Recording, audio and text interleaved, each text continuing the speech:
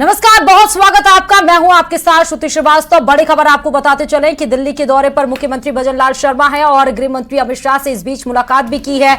अमित शाह से मुख्यमंत्री भजनलाल शर्मा की मुलाकात गृह मंत्री अमित शाह के आवास पर हुई है। बड़ी खबर आपको बता रहे हैं।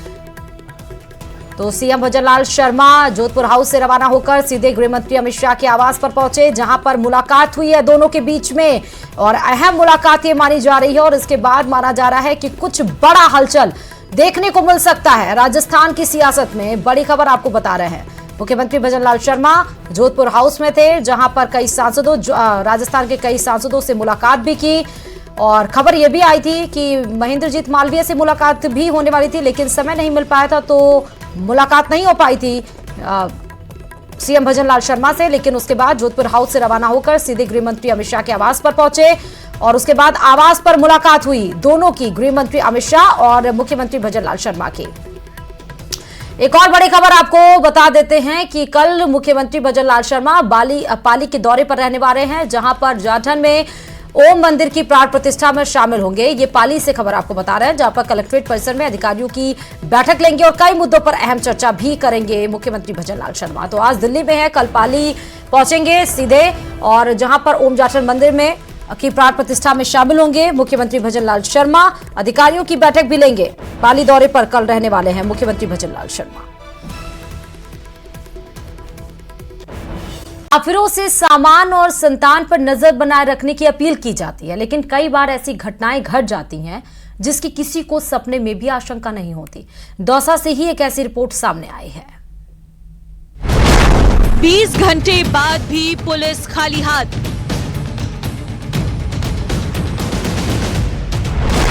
पब्लिक को नहीं मिल रहा पुलिस का साथ।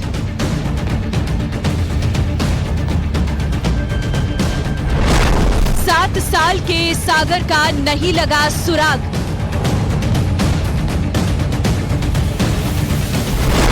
अपहरणकर्ता का नहीं मिला नामो निशान।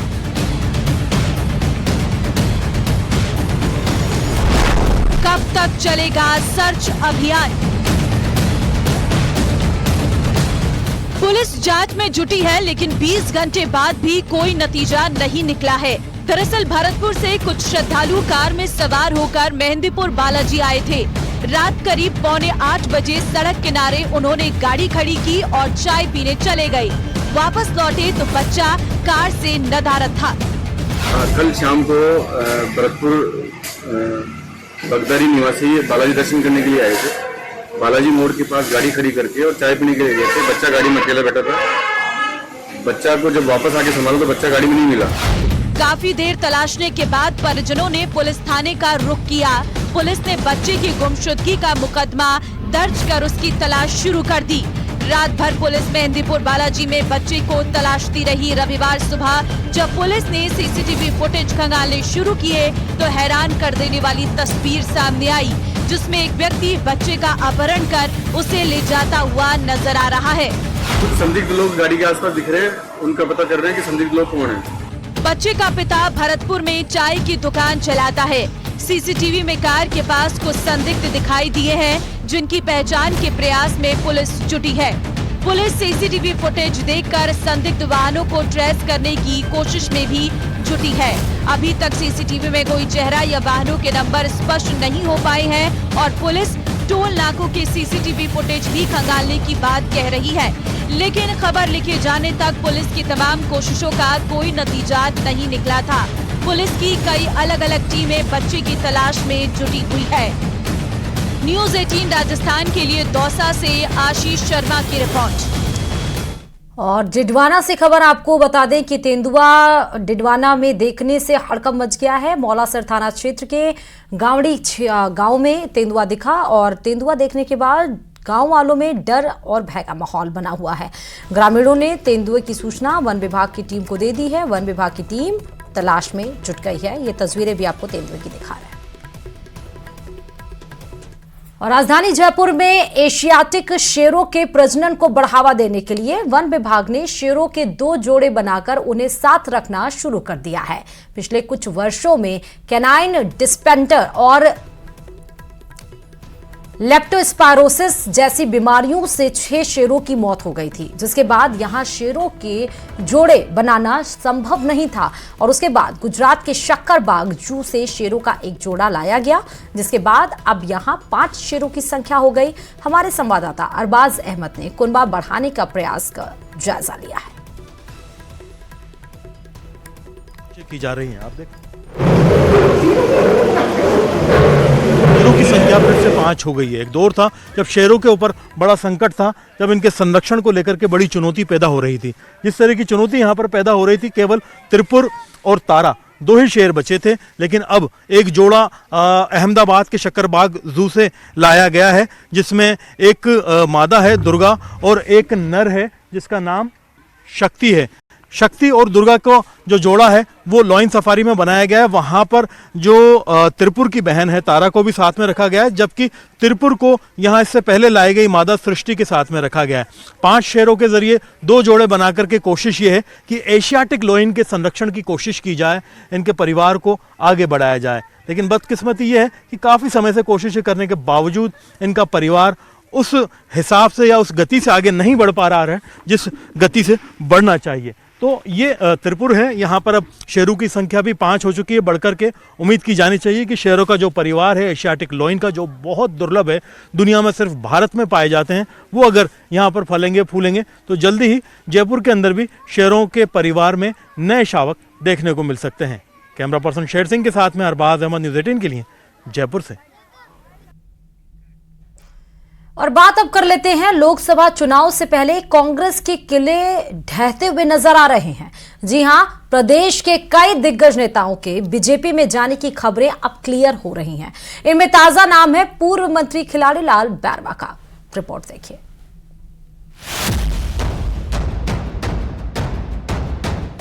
महेंद्र जी मालवीय के बाद खिलाड़ी लाल बैरवा बिगाड़ेंगे खेल।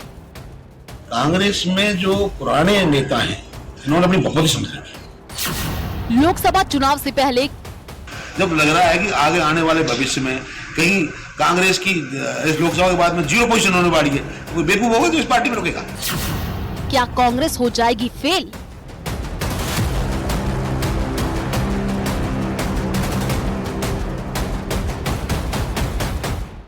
चुनावी एग्जाम को क्लियर करने के लिए कांग्रेस ने इंडी गठबंधन बनाया, लेकिन हाल तो देखिए, इंडी गठबंधन को बचाते बचाते कांग्रेस का अपना किला ही ढहने लग गया है। पार्टी के बड़े दिग्गज भी बारी बारी से हाथ का साथ छोड़ते दिख रहे हैं। बात प्रदेश की करें तो पूर्व मंत्री महेंद्रजीत मालवीय के बीजेपी में शामिल होने की चर्चा चल रही थी और एक और मंत्री ने अपनी ही पार्टी को तीखे तेवर दिखाए हैं। पूर्व मंत्री खिलाड़ी लाल बैरवा कांग्रेस से नाराज हो गए हैं। खिलाड़ी का बयान सुनिए और खुद ही तय करिए। देखिए जी, अति हो गई। मिलते मिलते मेरा एमपी का टिकट काटा सिटिंग का, ठीक है। मैं एमएलए था, चेयरमैन एससी कमीशन था और इतना काम किया जो कि देखने लायक है। इसके बावजूद भी इन्होंने किसी ने एक ने नहीं सुनी, न किसी ने ध्यान दिया, न मिलने का टाइम दिया। मजाक बना रखा है। एक नया लड़का तैयार किया हमारे खिलाफ और जो कोई मतलब का नहीं है और जिसको ले जाकर कहना हमारा टिकट काट कर बैठे। क्या मजाक है? बदुआ मजदूर तो है नहीं ना भाई। हम भी जनता को लेकर बैठे, पॉलिटिक्स करते हैं, एमपी रहे हैं, एमएलए रहे हैं, कैसे बर्दाश्त कर लेंगे? ये बर्दाश्त करने लायक चीज है। खिलाड़ी लाल बैरवा के इस बयान से साफ है कि पार्टी में सब कुछ ठीक ठाक नहीं है। कांग्रेस पर आरोपी की झड़ी लगाने वाले बैरवा ने क्लियर कर दिया है कि आने वाले दिनों में कांग्रेस के कई बड़े चेहरे बीजेपी का दामन थामने वाले हैं और इस सब के लिए उन्होंने पूर्व सीएम अशोक गहलोत को जिम्मेदार ठहराया है। कांग्रेस में जो पुराने नेता हैं इन्होंने अपनी बहुत समझा। ये किसी को आने नहीं देना चाहते, किसी को बराबर खड़ा होने नहीं देना चाहते। जब वो लगता है इनको भाई ये आदमी जीतने वाला है तो टिकट काट देते। तो ऐसे लोग कहां तक करना बर्दाश्त करें? इनकी पपी तो है नहीं। और आज देख लो क्या स्थिति हो गई है। सरकार आती, सरकार को नहीं रोता। मैं तो रहते हुए एमएलए मैंने कहा था कि 4 दिन पहले भी अगर सचिन पायलट को ये कह दो, करवा दो भाई ये अगर राज आया तो इसको मुख्यमंत्री बनाएंगे, तो राज में कोई घाटा नहीं था। लेकिन आज इनकी जो स्थिति है, आज वो मालवीय जी को देखो, उन लोग कितना बड़ा कद है, कितनी बड़ी पोजीशन, इसके बावजूद भी उनको कहना है जो उनका। तो हर आदमी चाहता है भाई जहां जिसका ड्यू रेस्पेक्ट है वो पार्टी मिलना चाहिए। नहीं मिलेगा, अवेलना होगी तो लोग ऐसे निकलेंगे।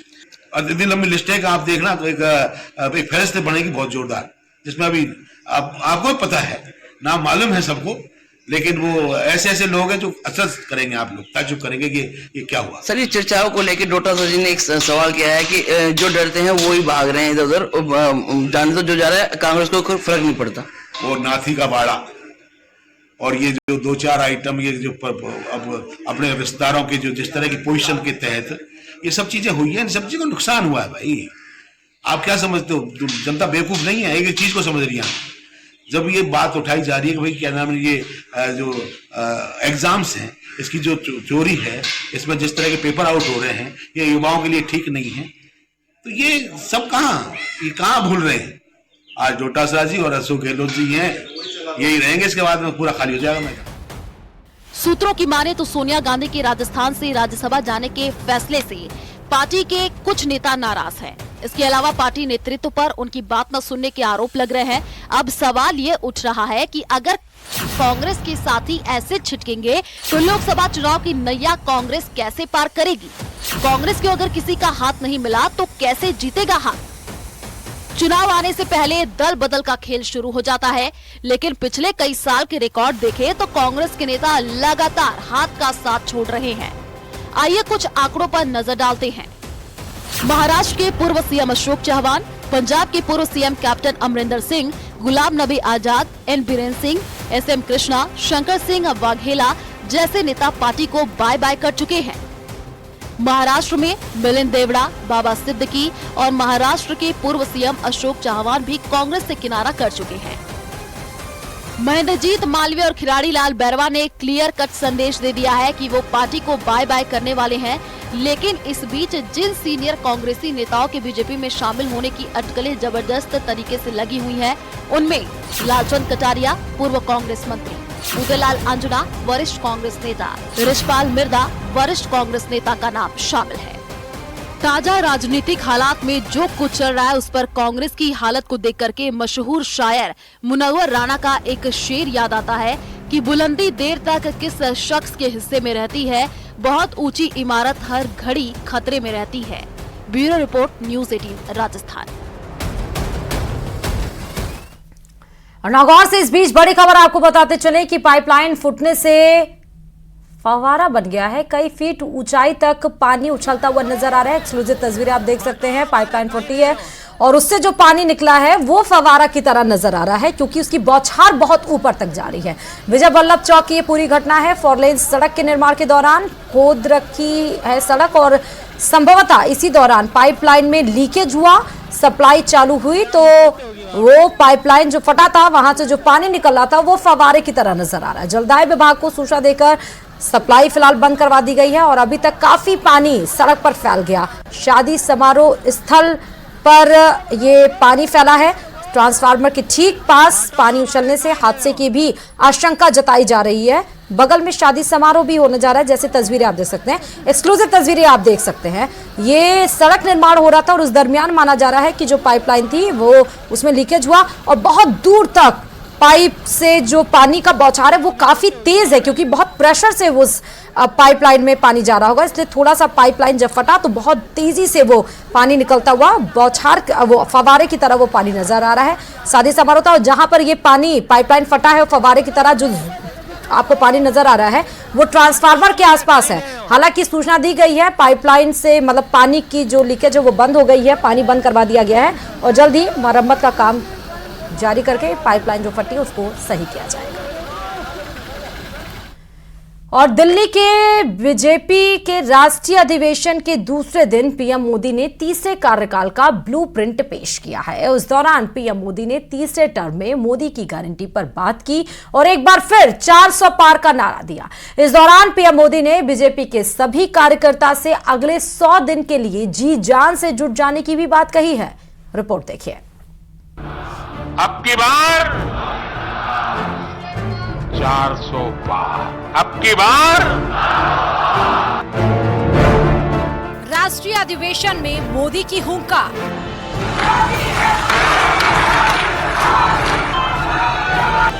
अब की बार 400 पार। हमारे चुनाव हुए, राष्ट्रीय अधिवेशन में जीत का ब्लूप्रिंट तैयार। 370 का माइलस्टोन पार करना ही होगा। कार्यकर्ताओं को मोदी का मंत्र।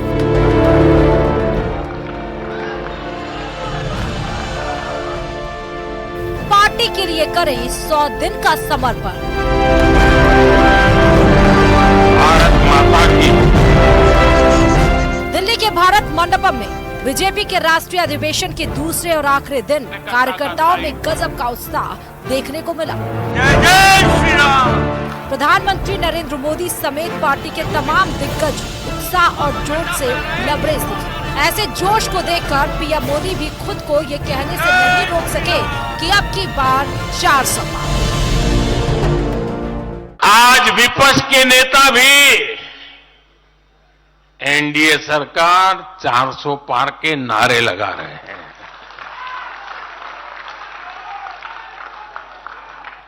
और एनडीए को 400 पार कराने के लिए भाजपा को 370 का माइलस्टोन पार करना ही होगा। में राष्ट्रीय अधिवेशन में हिस्सा लेने के लिए बीजेपी शासित राज्यों के मुख्यमंत्रियों के अलावा तमाम बड़े नेता शामिल हुए। प्रदेश की बात करें तो सीएम भजन लाल, डिप्टी सीएम दिया कुमारी, किरोड़ी लाल मीणा, राज्यवर्धन सिंह राठौड़ समेत कई दिग्गज नेता मौजूद थे।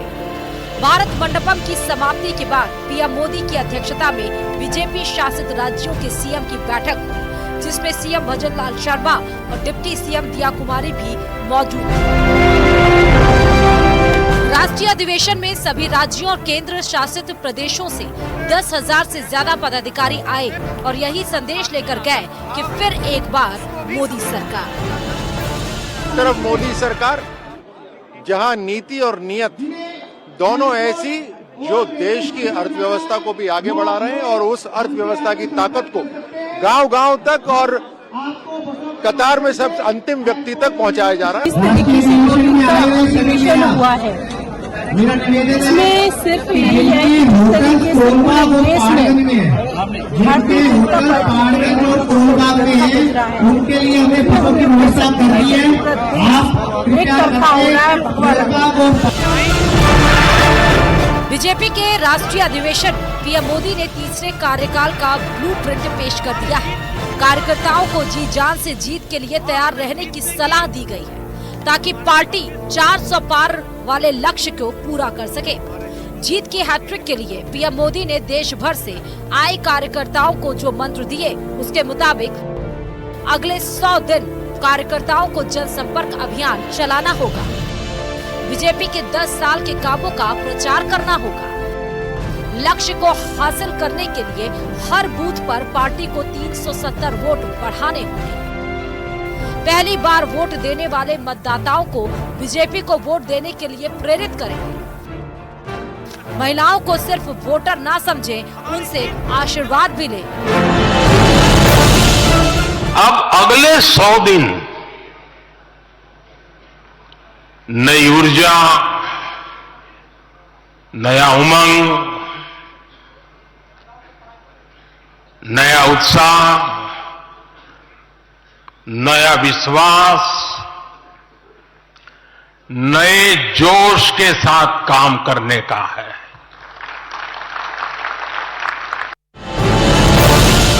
भारत मंडल से बीजेपी अधिवेशन के समापन कार्यक्रम से सभी कार्यकर्ता मेरा बूथ हो मजबूत के नारे के साथ निकले। राजस्थान में भी लोकसभा की 25 सीटें हैं, जहां बीजेपी ने पिछले चुनाव में कांग्रेस का सूत्र साफ किया था। अब मोदी मंत्र के साथ बीजेपी नेता और कार्यकर्ता अगले 100 दिन जीत की रणनीति पर काम करेंगे ताकि पीएम मोदी उनकी उम्मीदों के मुताबिक लोकसभा चुनाव में 400 पार वाला गिफ्ट दे सके। Bureau report, news 18 Rajasthan. अब की बार इस मिशन पर हमें जुट जाना है। और पिछले 8 दिन से जिस परिवार का बेटा लापता हो उस पर जो बीत रही होगी उसे शब्दों से बयान नहीं किया जा सकता है। लेकिन मध्य प्रदेश से कोटा पहुंचे एक पिता की फरियाद किसी का भी कलेजा छलनी कर देगी। वो बेटे से फरियाद कर रहा है, बेटा तुम लौट आओ। रिपोर्ट देखिए। बेटा रचित, मेरे मम्मी पापा सब हमें परेशान है और 50-60 लोग घर परिवार के सब यही है। और सब लोग रोजगार हैं। मजबूर पिता की बेटे से फरियाद। तुझे कोई कुछ नहीं कहेगा, तू जैसा भी है वैसा आ जा। घर रहना है घर रहना, तुझे जहाँ भी जाना है जाना, लेकिन आ जाएगा तक परेशान मत हो। घर लौट आओ मेरे लाल। बेटा रचित, तेरे मम्मी पापा सब हमें परेशान हैं और 50-60 लोग घर परिवार के सब यही है और सब लोग रोजगार हैं, सब परेशान हो रहे। बेटा तू आज जहाँ भी हो, तुझे कोई कुछ नहीं कहेगा, तू जैसा भी है वैसा आ जा। घर रहना है घर रहना, तुझे जहाँ भी जाना है जाना, लेकिन आ जाएगा तक परेशान मत हो। ये वो मजबूर पिता है जो पिछले 8 दिन से लापता बेटे को कोटा में जगह जगह तलाश रहा है। उससे घर लौटने की भावुक अपील कर रहा है। रहना तुझे जहाँ भी जाना है जाना, लेकिन आ जाएगा तक परेशान मत हो। एमपी के राजगढ़ से कोटा आए परिवार के दूसरे सदस्य भी रचित की तलाश में दर दर भटक रहे हैं।